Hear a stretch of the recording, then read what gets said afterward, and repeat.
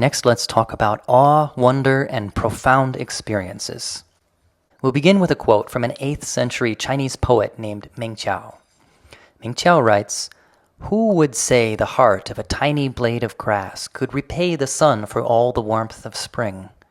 Now, remember this poet is Chinese, and in China, due to the influence of Confucianism, family is very important, as is repaying the debt owed to parents for the gift of life.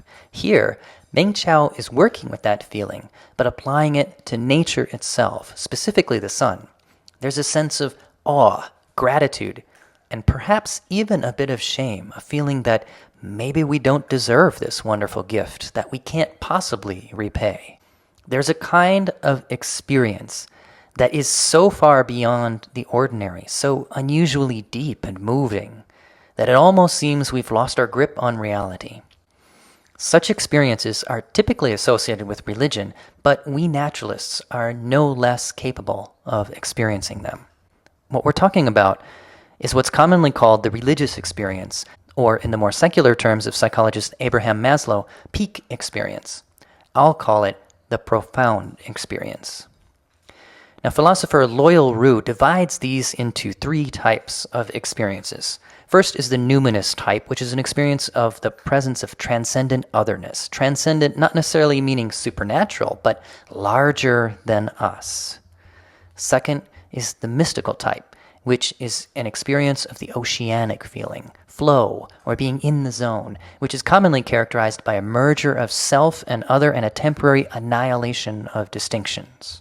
Finally, the visionary experience is an aha moment, a eureka, where things all of a sudden make sense, and we perceive for a moment the pattern of the universe.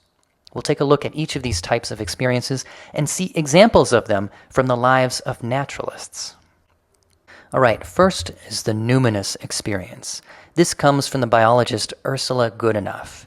She says, "I was perhaps 20 and I went on a camping trip where I found myself in a sleeping bag looking up into the crisp Colorado night. But before I could look around for Orion and the Big Dipper, I was overwhelmed with terror. The panic became so acute that I had to roll over and bury my face in the pillow." And she goes on to explain that what's overwhelming her is just the sheer vastness of the cosmos before which she feels utterly insignificant. So in this, we can see the characteristics of the numinous experience, this presence of the transcendent other, this vast universe before her. And she experiences what Rudolf Otto calls creature feeling, this feeling before the vastness that we are just such small and pathetic creatures. Now, Ursula Goodenough goes on to learn to cope with this. She says, "I lie on my back under the stars and the unseen galaxies, and I let their enormity wash over me. I assimilate the vastness of the distances, the impermanence, the fact of it all. Mystery generates wonder, and wonder generates awe. The gasp can terrify, or the gasp can emancipate." Here, she has transformed her initial terror into awe and wonder through reappraisal, seeing the night sky in a new way. She has learned to confront what Rudolf Otto calls the mysterium tremendum et fascinans, the tremendous mystery which nevertheless fascinates. The second type of profound experience is the mystical experience. Here we have an example from Thomas Schenck of the Spiritual Naturalist Society. He says, "Occasionally on these bike rides, I become utterly unaware of time and unconcerned with distance as I ride.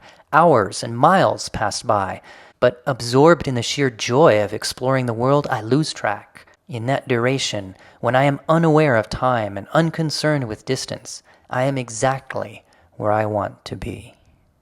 This is a good example of the experience of flow, of being completely absorbed in the moment. There is a characteristic collapse of distinction. In this case, past, present, and future become one. There can also be a loss of separation between self and other, resulting in an oceanic feeling, like a drop rejoining the ocean. Finally, there is the visionary type of experience. This comes from B.T. Strain. He says, "A person can think about time as a tapestry, but there's a difference between knowing something intellectually and grokking it in a way that is perceived directly. When that happened for me, it was like stepping outside and catching a view of an amazing sunset by surprise. I felt my heart beating. It sends chills down your spine. It sticks with you and shapes how you think from that point on. Here is an aha moment where everything suddenly comes together and makes sense. Clearly, it is not only religious folk to whom these experiences occur. Naturalists, too, may encounter them.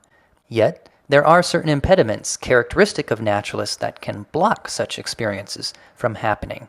I'll discuss 3. The first impediment is anthropocentrism.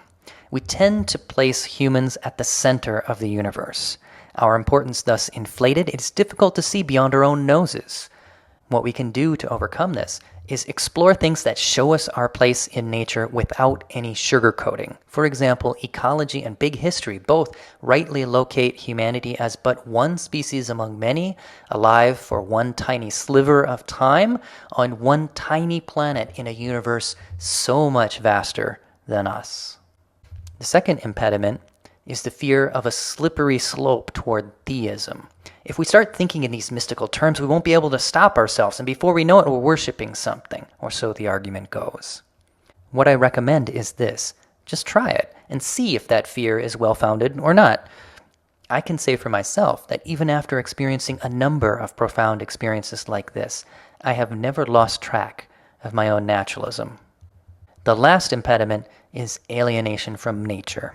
You may say, I'm not a nature person, so I can't really have this sort of experience. Now, some say this because they only have an intellectual appreciation for nature, but not a sensory relationship with it. So in this case, what you might try is just spending time in nature, using your senses to experience nature instead of just thinking about it. And only then can you really see if you are a nature person or not. Yet there are some who say that they're not nature people because they really aren't. Fortunately, there's more than just nature to which naturalists may relate. In fact, there are at least 3, which I call the 3 transcendents. Now, I don't mean transcendence in any supernatural sense, of course. Rather, by naturalistic transcendence, I mean an experience of something greater than you, yet in which you nevertheless participate. In experiencing your participation in this something greater, you encounter something which challenges and transforms your whole sense of who and what you are, your way of being in the world. Now, 3 things at least can grant such an experience for naturalists. The first is nature. The second is community, experiencing yourself as part of a larger family, organization, or society. And the third is mind itself, experiencing your participation in the whole mind, including the subconscious, which is so much larger than our normal experience. Any of these may lead to profound experiences for naturalists, so if you are not a nature person, try one of the other 2. Now, it is important to note that these experiences are transient and unbidden. They're fleeting, and they don't come at our beck and call. Also, it's very easy to slip into the attitude that such experiences are what spirituality is really about, that is, having more of them. That is not the case. They are not the goal. The goal is happiness, the meaningful life, the worthwhile life.